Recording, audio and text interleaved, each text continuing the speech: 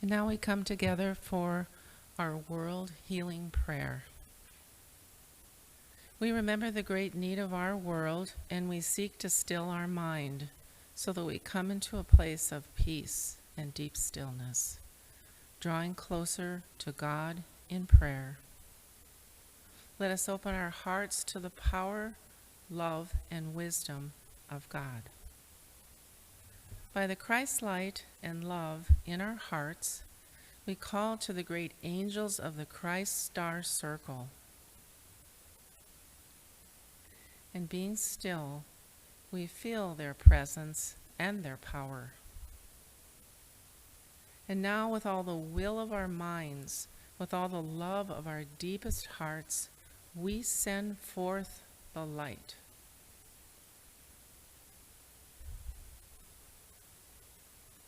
We send it forth as a great star of light, a blazing star, a star of the Christ light, lifting all hearts into the eternal heart of God.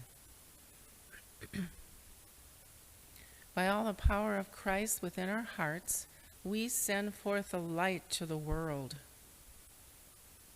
We hold our beautiful planet in the healing light of the Christ star.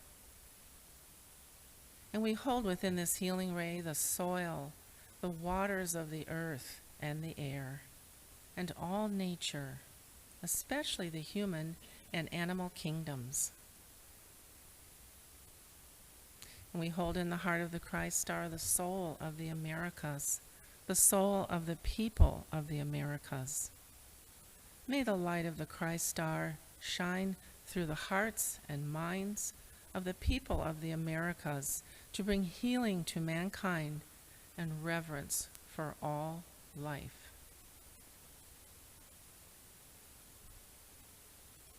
And let us hold within this great healing star anyone known to us personally who is in need of help or healing. And silently we name them now.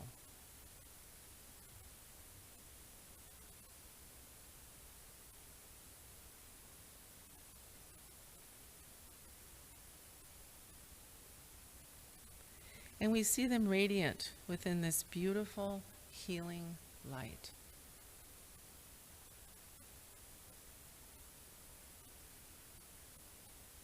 Amen.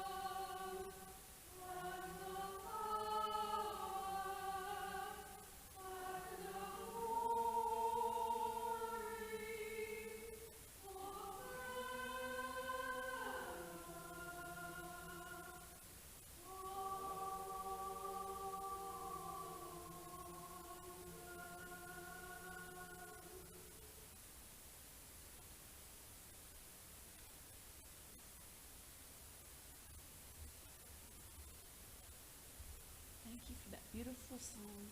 It's going to go so specially with this healing circle. We're going to continue the healing for the world by the So healing let us circle. open our hearts to the Christ power, wisdom, and love, as together we call upon the angels of healing to draw close. We feel their presence and their power. And we come into the soft radiance of this love as we hold and focus the healing light of the Christ star over many areas today, beginning with all those affected in California from flooding, all those affected by the earth changes that are coming at such a rapid pace. Let us hold that whole region strongly in the healing light and love of the Christ star.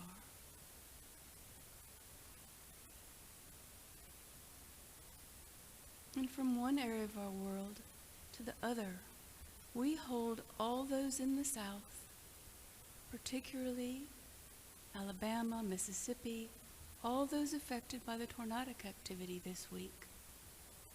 And any earth changes, we hold them all strongly in this healing light.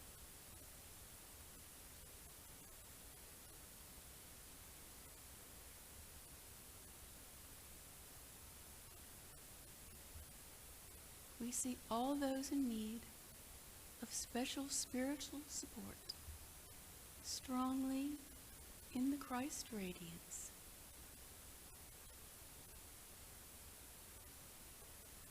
And with hearts full of love and gratitude, we give our grateful thanks. Amen.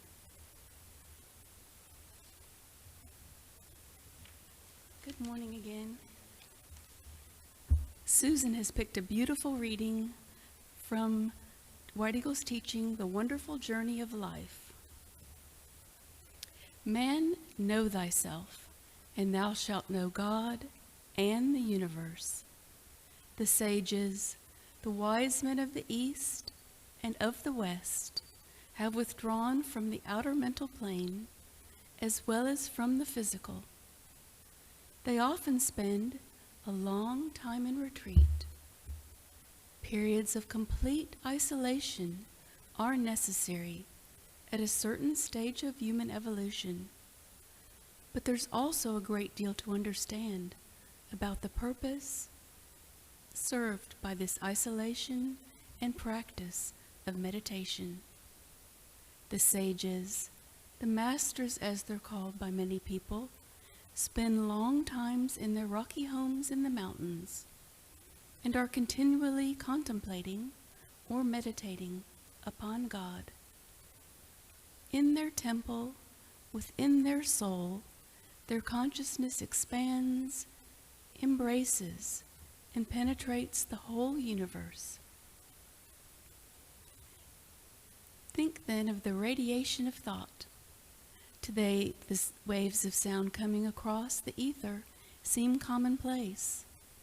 Man, by his discoveries of the secrets of nature, is overcoming space and time. He regards the reception of the sound and the light waves as an ordinary occurrence. Your soul and your psyche is a sensitive instrument, and it already receives constantly the impressions or the batterings of human thought waves. This is why many people today suffer through their nervous system, which interpenetrates the higher etheric and the soul body. That soul body is a highly tuned receiving station for waves of thought. And for this reason, people who are striving to unfold or develop their soul or psychic powers, their spiritual perception, or advised to keep away from the massed humanity, except perhaps on rare occasions. It is a great trial for a sensitive to have to enter, say, a crowded theater or cinema, or to mix with large crowds. And those of you who live in the city know how weary you get without understanding why you become so depleted, or why you long to withdraw from the crowds. So when you reach the country, you begin to respond to the healing vibrations of nature. And this is why the sages and masters in their mountain caves long remain in meditation and contemplation. Time does not exist for them. They dwell in the consciousness of all life. They enter into the life streams, and they are aware of the interpretation of the vibrations of the whole cosmos within their soul. And they become fully conscious both of their origin and of their completion. They are then at one with God. Consider the soul emanations from these great people, and try to imagine the countless threads of light or projections which are constantly going forth from them, constantly penetrating the whole of life, your life included. Some of you may doubt that such beings could ever be en rapport with your soul, and well, we can assure you that this work is going on constantly at a certain level of conscious life. And the mission of these is to give enlightenment to all souls who are ready for enlightenment. You yourself can, by aspiration and the goodness of thought and life, attain to these brethren. Nothing hinders you. You yourselves can debar yourselves by breaking common spiritual law, which is simply breaking the law of love. And we have said that there's always one power which is ever waiting to help man in his growth, and this power is a tremendous magnet. Now, we would draw your attention to the glorious Christ star circle, which can manifest in the heavens above the earth. Is it really above the earth? It seems to be, but in reality it encircles, it enfolds the whole earth, and from its center there shines a great cosmic jewel. And think for a moment about this heavenly being and the great hierarchies around him. All are directing earth, their radiation of love, of life, of beauty, of truth, ever drawing you upwards, upwards towards the fuller, the more beautiful life. It is difficult for you to believe what we say. Yes, the earthly mind can prevent your acceptance at this time. Yet by means of meditation or contemplation, you can reach the higher, pure sphere, and you can feel the radiation, the beauty, and the wonder of that influence. As development proceeds, the higher self will become stronger, and so more evidence in everyday life. Problems and difficulties will no longer overwhelm a person. They will keep in their rightful place. And once he develops true vision, not only of God and of heavenly things, but also of earthly things will take place, for he is then seeing things in their true perspective. One's sensitivity enables one to penetrate the ethers and to receive radiation from the higher worlds. And now, even now, rapid development is taking place, although humanity may be largely unconscious of it. But in a little while, the human race as a whole will be uplifted, partly by its own effort, and partly by the efforts of hierarchies. And this planet will then attract planetary beings, the planetary angels. There is already a great spiritual activity in outer space, and already a penetration of the mists of the earth by the angelic life.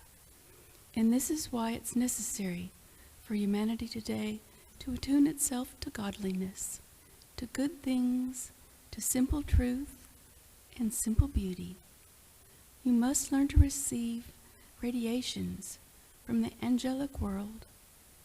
Humanity is being prepared and given every opportunity now to purify life, to abolish all which is cruel, and unseemly and ungodly. Humanity must prepare for the reception of visitors by becoming more loving and being ready to receive the brethren from other worlds, not only of the physical nature, but of the etheric and a spiritual nature. Beloved brethren, whenever this radiation goes forth constantly from humankind, there will come an instant change in life. Man's inhumanity to man, man's cruelty to his brother, the sadness of war and poverty and disease, all will be swept away. Do not think for one moment that this is a hopeless task. It is not so, but it does need every soul to understand this simple truth. And this brings us to our last point. By now the truth about the spiritual life has been revealed, and you perhaps have cried out to God, and you have searched, you've longed for truth, and a measure of truth has come, and has been revealed in your own heart. So soon, perhaps you're going to meet followers on the path of life, and many of them will ask you for guidance, and it is for you to respond. You can be a messenger to them, helping many, many people to understand the whence, the why, and the whither of life. Beloved brethren, do not hesitate to help, by word, by deed, or by thought, your fellow wayfarers on this wonderful journey of life. Amen.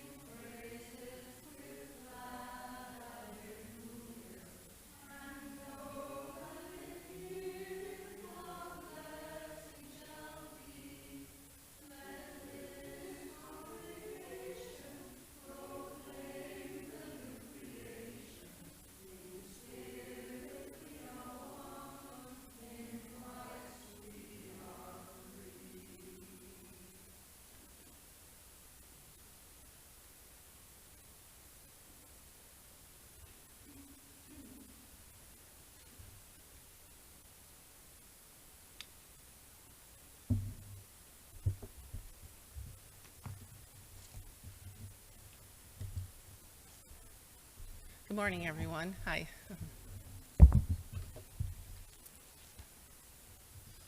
Thank you, Denise. That was beautifully read. I feel like I'm going to speak into silence because I know there are several people here that are in silence. You can feel the energy of that. It's beautiful. So today, the topic I chose is magnetism. And I want to talk about what that is, the quality of it, and maybe the importance also to each of us. So just to start out, kind of talking about a magnet on this physical earth, how it works. So it attracts particles to it, and it repels others. Those are the principles of attraction and repulsion, or the universal principle of magnetism. So if you take an unmagnetized steel bar, put it next to a magnet, its molecules, which before were kind of random, chaotic, willy-nilly, it will begin to align the particles in a south-north direction. That's law on this level. Because magnets are emitting subtle lines of force. So then we come to human magnetism. So the nervous system too, this is all scientific, science and spirituality are one. So the nervous system transmits scientifically measurable electrical impulses, and in so doing it sets up its own magnetic field. Everything is magnetic. So we are magnetic beings, and I think as we become and are more aware of this more consciously, we can begin to affect our lives very positively for the good. And I know we're all doing that. This is just a reminder. So we take this metaphor for our lives to understand and take responsibility for where we find ourselves. Sometimes this is very unconscious what our own magnetism is actually doing.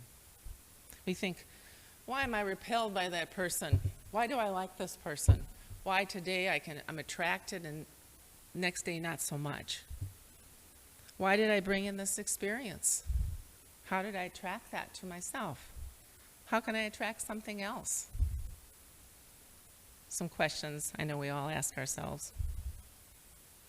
So if we consider our own lives, we can see how some things have occurred seemingly out of nowhere. And yet, due to our own magnetic qualities, you can also throw the aura in with that, because the aura is magnetic and is present. I'm not going to use the word aura so much today. Really, magnetism is what I'm focused on, because that creates the aura. So due to our own magnetism, we have attracted those things. We have attracted those things. So that's where our responsibility lies. And I always think the bottom line is love attracts love. So when we align with Spirit, we are aided in the transmutation of our own, to use a term, our own vortices of energies that have been lodged in our own beings this lifetime and previous lifetimes. So God, like a magnet, is bringing up all that needs to be transmuted, transformed, and in a sense is magnetizing us to Spirit. But we need to do the work. We need to do the work by tuning into Spirit as much as possible. So it's our thoughts, actions, and behaviors that are pushing things away, attracting others. And so what are some of the ways we can become more positively magnetic? One of the main things, of course, is meditation, focusing on the divine qualities of Spirit. One of the things I've been doing in my meditation sometimes is just taking a quality, maybe something that I think may be missing in my life. Let's say it's peace, kindness, love, patience, whatever the quality is, and I'll meditate on that quality. And what that does, obviously, when you're completing your meditation, you've got that in your field. You are magnetizing more of that to your life. Like for a few days I did peace. I really needed peace in my life, and so I held that, and I began to attract things that were peaceful. I think another thing to become more positively magnetic is to say yes. Just say yes to life whenever it's feasible to do so. It's an attitude. And then simple things like uplifting music, reading inspiring spiritual texts, nature, of course, and anything that makes you, to use directions, to makes you feel up. Now, White Eagle, he used, and Denise read some of this, he talks about magnetism, but he often uses the word radiation. He says, most of you already know that nothing can happen by chance. You are all here because you yourselves at some time have set up a correspondence with us in the world of Spirit. You may not be conscious of this, but as you pursue your investigations, you will learn more about these forces which play on you from a higher life. Every soul living is a child of God and sets up within him or herself a radiation which will attract to the soul either positive or negative forces. And he says that's why in the work of the Brotherhood there's so much focus on control of our thoughts. So that's another way to create more positive magnetism. He said, you live in a vortex of forces, both positive and negative, and according to your own reactions, your own thoughts, your own response, you will be affected by the many different forces and magnetic currents of thought which are ever flowing around you.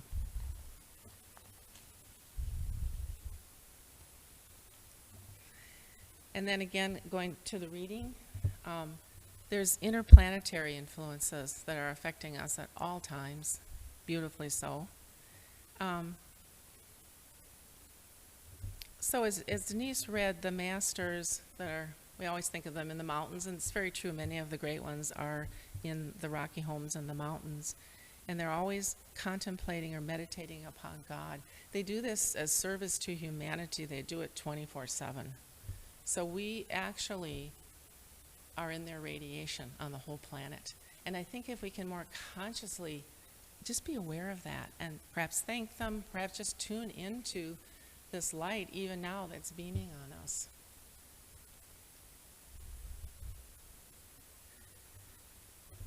And again, from the reading, try to imagine the countless threads of light or projections which are constantly going forth from them, constantly penetrating the whole of life, your life included. And then he goes on to talk about being receptive to the radiations from other planets, from the galaxies, from the cosmos. And he said, and this was written back in the 1950s, but he said humanity is being given every opportunity to purify your life, abolish all that is cruel, unseemly, and ungodly. He said we must prepare ourselves for the reception of visitors by becoming loving. We must be ready to receive our brethren from other worlds. And then just kind of a thing that I came upon, I was looking up some of these things, about what White Eagle has to say about all this. And he talks about the polar star. And he said, in the beginning, it was a mighty influence upon human life. But when people began to use their free will rather than tuning into God's will, the whole of life began to change. It caused the spiritual magnetic pole to be a little out of alignment. And he said that has brought all manner of sorrow, suffering, and so-called evil. But he says the positive is humanity is learning once again to return to polarization with the polar star. And when we had the early people of the Polarian age, this was an age of light and brotherhood. And he's basically saying we're going to return to that again. So this sort of wobbly polar star spiritual energy with all of us, raising our consciousness, doing all the work that's being done all around the planet is gradually bringing that back into alignment. And some of you may know a little more about this than I do. I was trying to find currently where that sits, that polarization. Okay, and that's actually our six-pointed star. It's the brotherhood symbol.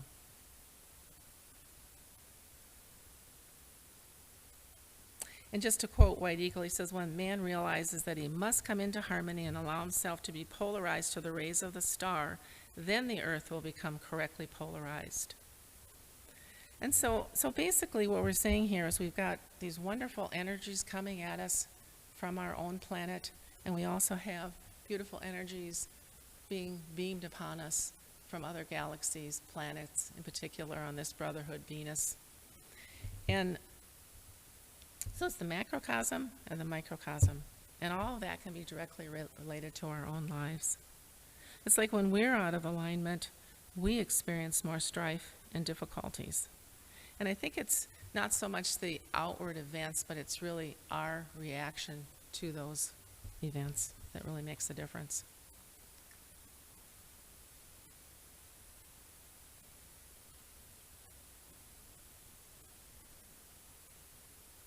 And White Eagle talks about all of these wonderful influences and then how we respond to them. And he had one sentence 3 times in this piece that I read.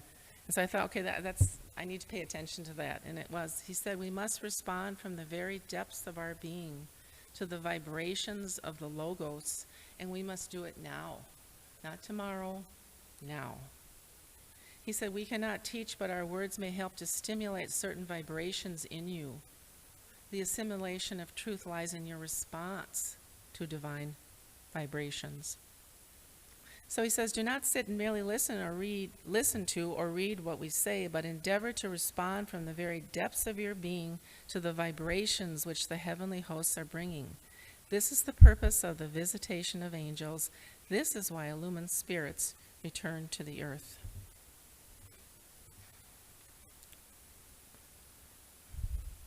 And one more thing about this. He says, as we move through our consciousness, expand our consciousness, like the great ones, our response can be to all of these influences, our response can be very spontaneous. I think sometimes what happens, and he says this, is that we think too much about everything and weigh this and ponder this and write this down and analyze this, and then we sort of sit in action, unable to move forward. And he says, to give service and love, we must become the unconscious reaction of the soul. It's this unconscious reaction. In the saints and sages, we do not find a reasoned response to God's love, but a light glowing, a glory shining from them, as witness the beloved Master Jesus, the great Lord Buddha, Krishna, and all the beloved ones of all ages. And it reminds me, when I thought about this, I've spent some time in India, and when I was there, we were told not to give the beggars anything, maybe give them food, but don't give them money. And so I wasn't used to beggars, and it took me a while, and I just kind of, after a while, just moved through it. But then every once in a while, I know you've all experienced that, I just spontaneously gave someone a rupee. It was like there was no thought, this person gets a rupee. And I like that. Sometimes we just move from our inner spirit without all this thought getting in the way.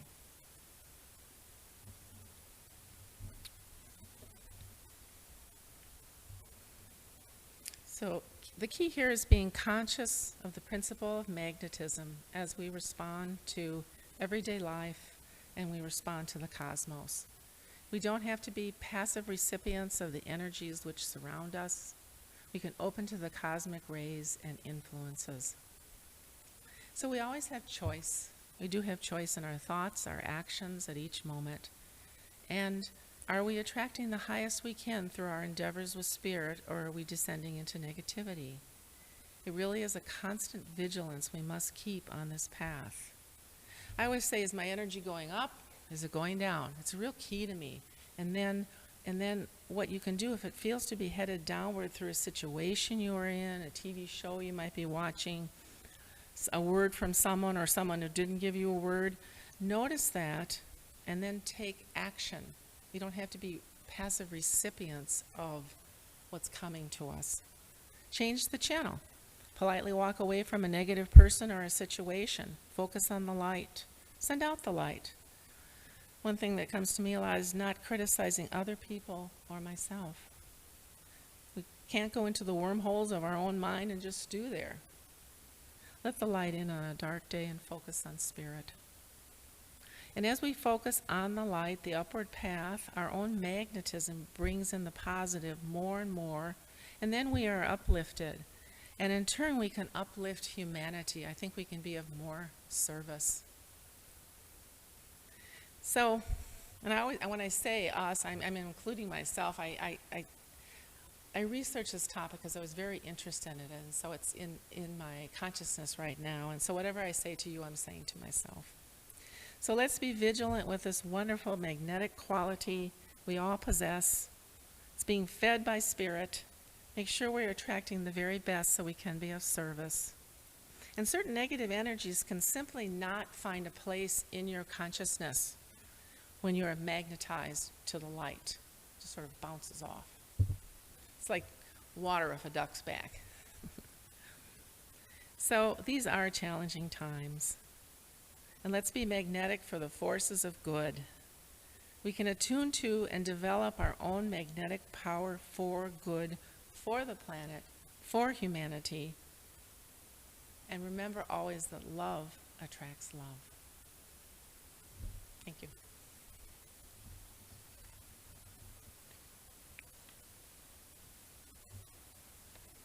Okay, now we're going to do our communion. So gather for that. And then right after that, just to make a little announcement, I got a song from our friend John McKenna, who lives in Florida. He's one of our members, and he writes such beautiful, divinely inspired music. So Diane's going to play that, a song he wrote called Hidden in the Moment. First, we'll do our communion if people want to just take a breath and tune in.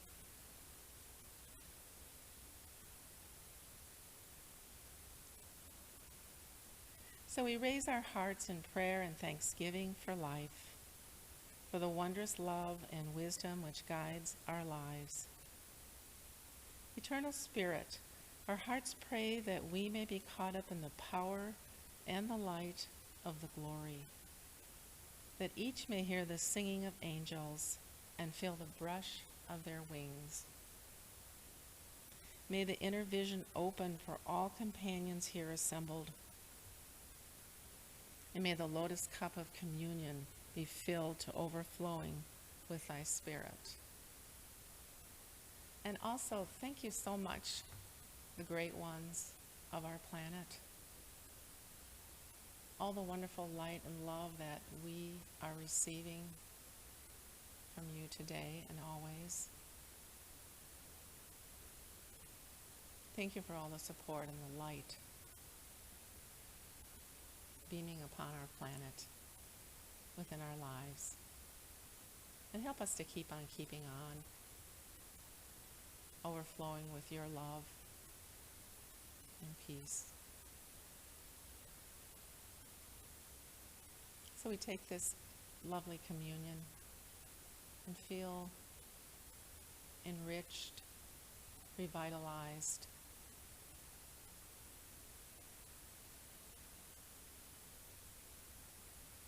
hand in hand with God.